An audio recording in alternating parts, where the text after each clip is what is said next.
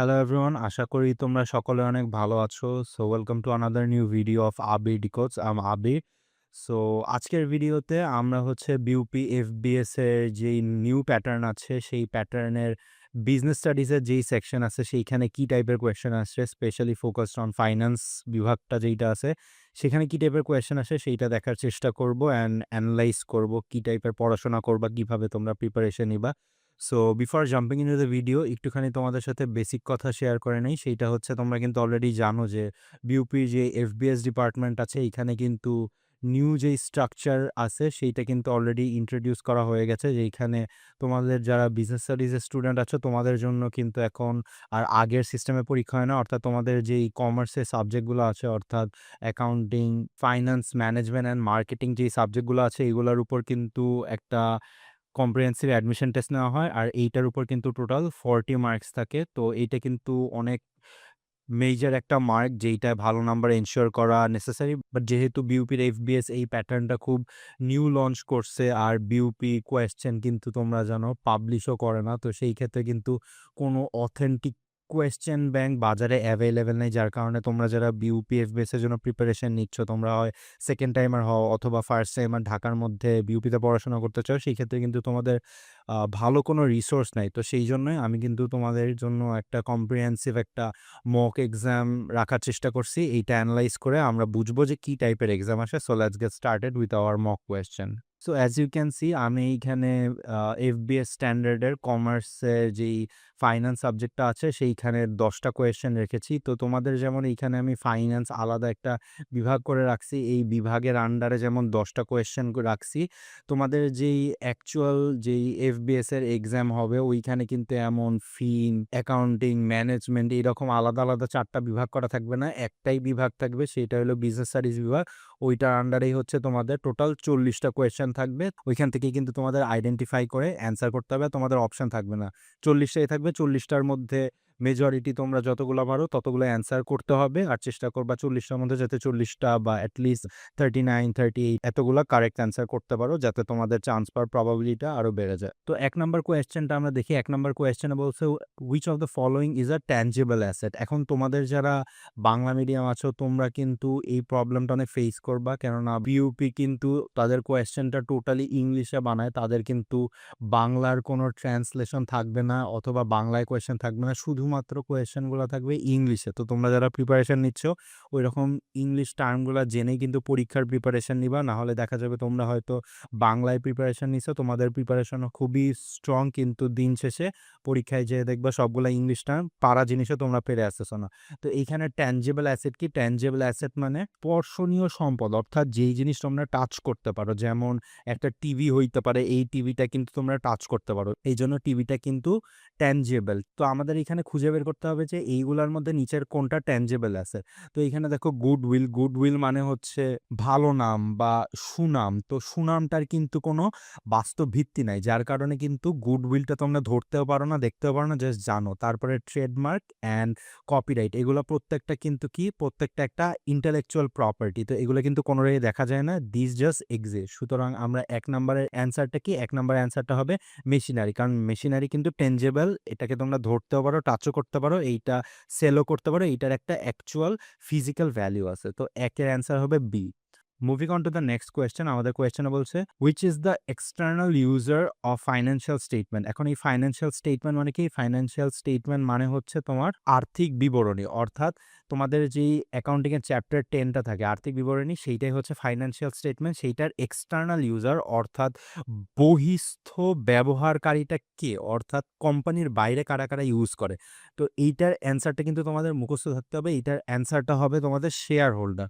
এই দেখো অন্য অ্যান্সারগুলো আমরা একটু অ্যানালাইসিস করি। এমপ্লয়ি, ম্যানেজার আর অ্যাকাউন্ট ম্যানেজার, এই যে 3টা অপশন আছে এরা কিন্তু প্রত্যেকেই তোমাদের যে কোম্পানি থাকে এদের ইন্টারনাল ইউজার, অর্থাৎ এরা বিভিন্ন ধরনের কোম্পানি রিলেটেড ডিসিশন নেয়, তারপরে এরা হচ্ছে অপারেশন চালায়, সবকিছু কিন্তু এরা কোম্পানির ভিতরে এফেক্টের জন্যই কাজ করে থাকে। কিন্তু on the other hand share holder, share holder কিন্তু এই ফাইন্যান্সিয়াল স্টেটমেন্টের এক্সটার্নাল ইউজার, কেননা এরা যখন একটা শেয়ার কিনে তখন তারা এই ফাইন্যান্সিয়াল স্টেটমেন্ট বা আর্থিক বিবরণী অ্যানালাইসিস করানোর মাধ্যমে বোঝার চেষ্টা করে কোম্পানিটার ফাইন্যান্সিয়াল কি অবস্থায় আছে, অ্যান্ড ওই ওয়াইজ ডিসিশন নেয় যে হ্যাঁ এই শেয়ারটা আমি কিনবো না কিনবো না, বা এটা কি ঊর্ধ্বগামী অর্থাৎ দাম কি বাড়বে না বাড়বে না অথবা ভালো অবস্থায় আছে নাকি নাই?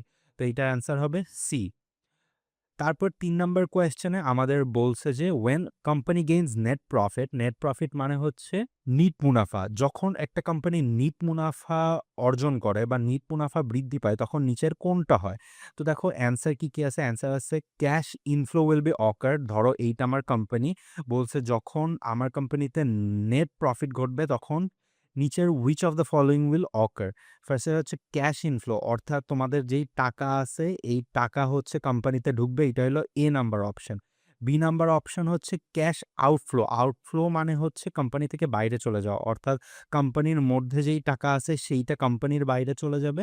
দেন বলেছে অ্যাসেট উইল ইনক্রিজ অর্থাৎ এই ধরো টিভি বা মেশিনারিজ বা গুডউইল এগুলা হচ্ছে কি হবে? এগুলা বৃদ্ধি পাবে। Asset will increase. তারপরে লাস্টে বলেছে লায়াবিলিটি উইল ইনক্রিজ। লায়াবিলিটি মানে কিন্তু দায়। তো এখানে লায়াবিলিটি বলেছে যে ইনক্রিজ হবে। তো আমাদের এইখানে অ্যান্সার হবে 3 এর এ।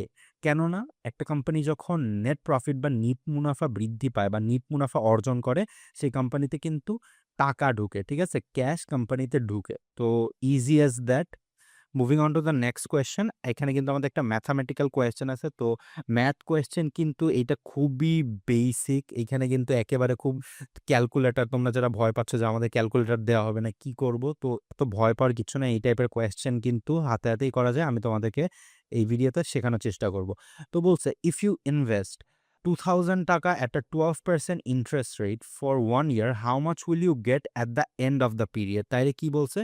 আমাদের ৳২,০০০ আছে। এই ৳২,০০০ কত? 12% এ ইনভেস্ট করছে। তাহলে ১ বছর পর আমরা কি পরিমাণ টাকা ফেরত পাবো?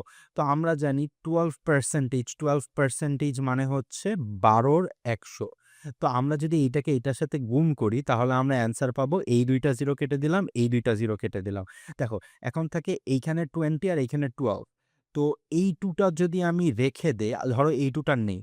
12 2s are আমরা জানি 24 আর রিমেইনিং যেই 0 টা থাকে সেইটা আমরা এইখানে এনে বসায় দিলাম।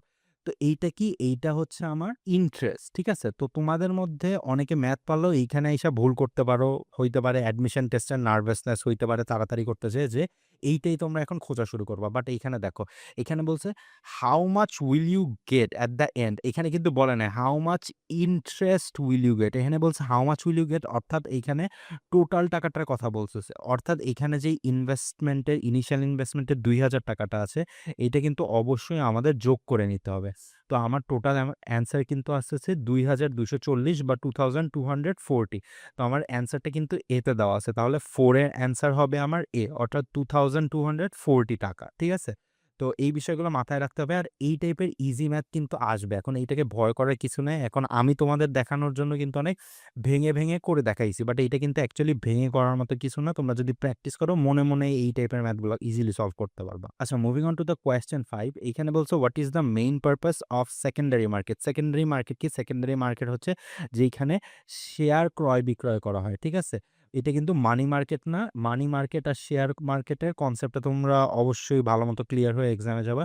তো সেকেন্ডারি মার্কেটের পারপাস কি? দেখো অপশনগুলো আমরা পড়ি। এক্সপ্যান্ডিং দ্য স্টক মার্কেট অর্থাৎ স্টক মার্কেট বাড়াবে এটা কিন্তু মেইন পারপাস না। তারপরে রেগুলেটিং দ্য ক্যাপিটাল মার্কেট এটা তো একদমই না। কারণ ক্যাপিটাল মার্কেট আর সেকেন্ডারি মার্কেট ২ টা টোটালি ডিফারেন্ট জিনিস। So this will never be the answer. তারপর বলছে মেইনটেইনিং দ্য লিকুইডিটি এইটাই হবে আমাদের অ্যান্সার। কারণ সেকেন্ডারি মার্কেট যেইটা আছে তারা কি করে? তারা শেয়ার ক্রয় বিক্রয়ের মাধ্যমে যেই লিকুইডিটিটা আছে কোম্পানির নেসেসারি যেই লিকুইডিটিটা দরকার সেইটাকে ওরা ব্যালেন্স করার চেষ্টা করে। তো এইটার অ্যান্সার হবে ৫ এর সি। আর লাস্ট অপশনটা আমরা দেখি ইনক্রিজিং শেয়ার প্রাইসেস। তো ইনক্রিজিং শেয়ার প্রাইসেস এইটার কিন্তু সেকেন্ডারি মার্কেটের সাথে কোনো সম্পর্ক নাই।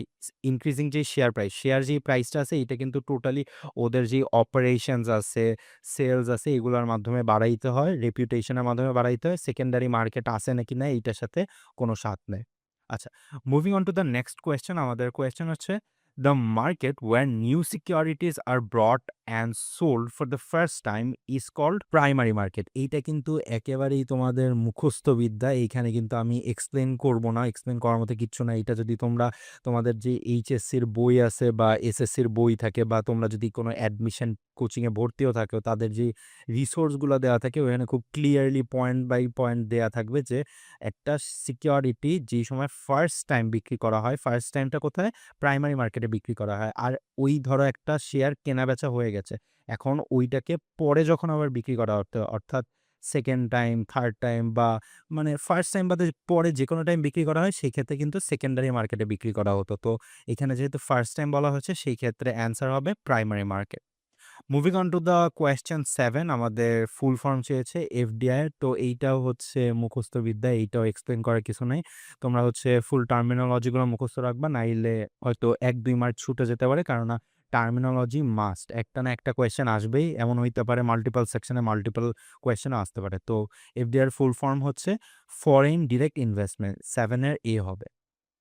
তারপর moving on to the question 8, আমাদের কোয়েশ্চেনে বলেছে ঢাকা স্টক মার্কেট বা ডিএসই যেইটাকে বলি, ঢাকা স্টক এক্সচেঞ্জ, এইটা কত সালে ফর্ম করা হয়েছিল? তো এইটার অ্যান্সার হবে এইটার এ 1954। তো আমরা জানি বাংলাদেশে কিন্তু স্টক মার্কেট ২ টা আছে। একটা হলো ঢাকা স্টক মার্কেট, আরেকটা হলো চিটাগং স্টক মার্কেট। তো এই ২ টাই কিন্তু মুখস্থ রাখতে হবে যে বাংলাদেশে ২ টা স্টক মার্কেট আছে। আর কোনটা কবে প্রতিষ্ঠিত হইছে? এই ঢাকা স্টক মার্কেট কিন্তু 1954 এ হইছে। আর এই চট্টগ্রাম যে স্টক মার্কেটটা আছে এটা 1995 এ হয়েছে। তো এই বিষয়গুলা মাথায় রাখবা। তারপরে আমাদের নেক্সট কোয়েশ্চেন হচ্ছে which of the following is a risk free security? Risk free মানে কি? রিস্ক ফ্রি মানে 0% রিস্ক আছে। অর্থাৎ তুমি ধরো টাকা ইনভেস্ট করলা, ইনভেস্ট করলে ওইখান থেকে রিটার্নটা হচ্ছে গ্যারান্টিড, অর্থাৎ 100% রিটার্ন পাবাই। যেমন এইটার মধ্যে তোমার ন্যাশনাল যে সেভিং সার্টিফিকেটগুলো আছে, তারপরে সরকারের যে ট্রেজারি বিল, ট্রেজারি বন্ডগুলো আছে, এগুলো কিন্তু 100% রিটার্ন থাকে। এখানে কোনো রিস্ক বলতে কিছু নাই। তো as I already told you guys যে ট্রেজারি কথাটা মানেই কিন্তু হচ্ছে সরকার। অর্থাৎ তোমরা যদি অপশনে কোনো ট্রেজারি নামের অপশন দেখো, ট্রেজারি এইটা হতে পারে বিল, এটা হতে পারে বন্ড, এটা কিন্তু মাথায় রাখবে এগুলো হচ্ছে সরকারের। এগুলা কোনো প্রাইভেট কোম্পানির না। আর সরকার মানেই হচ্ছে 100% রিটার্ন। অর্থাৎ এইখানে কোনোই রিস্ক নাই। তো এইখানে যেহেতু ট্রেজারি বিল দেওয়া আছে, সুতরাং আমাদের অ্যান্সার হবে 9 এর এ।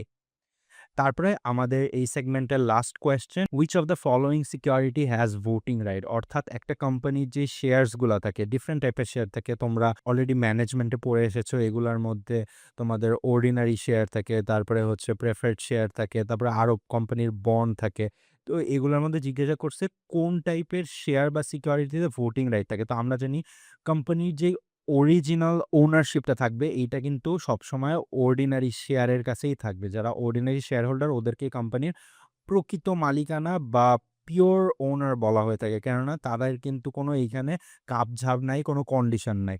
তো এই ক্ষেত্রে কিন্তু তাদের ভোটিং রাইটটা অন্যদের থেকে অনেক বেশি হয়ে থাকে। তো ডিবেঞ্চার, বন্ড তো হচ্ছে টোটালি একটা লোন। তারপরে preferred share is a kind of loan. এটা হলো স্পেশাল কাইন্ড অফ সিকিউরিটি যেখানে প্রেফারেন্স দেওয়া হয়ে থাকে। তো এইটাকে হলো হাইব্রিড শেয়ারও বলা হয়ে থাকে। তো এগুলা কিন্তু ৩ টার একটাও হবে না। এই 10 এর অ্যান্সারও হবে এ। তো আশা করছি তোমরা এই কোয়েশ্চেনগুলা বুঝতে পারছো। এখানে আমরা এফবিএস এর কমার্স সেকশনের ফাইন্যান্স থেকে যেই টাইপের কোয়েশ্চেনগুলো আসে, সেই কোয়েশ্চেনগুলো আমরা দেখার চেষ্টা করলাম। কি টাইপের কোয়েশ্চেন আসে, যাতে তোমরা ভালোমতো বুঝে শুনে প্রিপারেশন নিতে পারো। তো তোমরা কিন্তু এই টাইপের কোয়েশ্চেনগুলাই প্র্যাকটিস করবা। আর ওইটার জন্য মাস্ট তোমাদের যেই কলেজের বই থাকবে অ্যান্ড এইটার পাশাপাশি অ্যাডমিশন টেস্টের যে রিসোর্সগুলো থাকবে, এইটার উপর ভালো একটা প্রিপারেশন নিয়ে যাবা। আর মাস্ট যেইটা, সেইটা হলো ইংলিশ যেই টার্মগুলা থাকে, এইগুলা জানাই লাগবে। এইটার কোনো অল্টারনেটিভ নাই যে আমি এই টার্ম জানবো না, তারপরে আমার হচ্ছে এফবিএস একটা সিট দরকার। এইটা কিন্তু পসিবল না। তো অবশ্যই ইংলিশ টার্মগুলা জেনে যাবা। আর এফবিএস কিভাবে তোমরা বিজনেস স্টাডিজ ব্যাকগ্রাউন্ড থেকে ক্র্যাক করতে পারো, এটার কিন্তু আমি একটা ফুল গাইডলাইন আমার চ্যানেলে অলরেডি আপলোড করে রেখেছি। তো তোমাদের যাদের প্রয়োজন অর গাইডলাইন চাও, সেই ভিডিওটা কিন্তু দেখে আসতে পারো। So that was it for this video. তোমরা যদি অন্য কোনো সাবজেক্ট, অর্থাৎ accounting, management, marketing or English, ম্যাথের জন্য কোনো গাইডেন্স চাও, do let me know in the comment section, and if you like the video, don't forget to subscribe and like the video. Thank you so much for watching.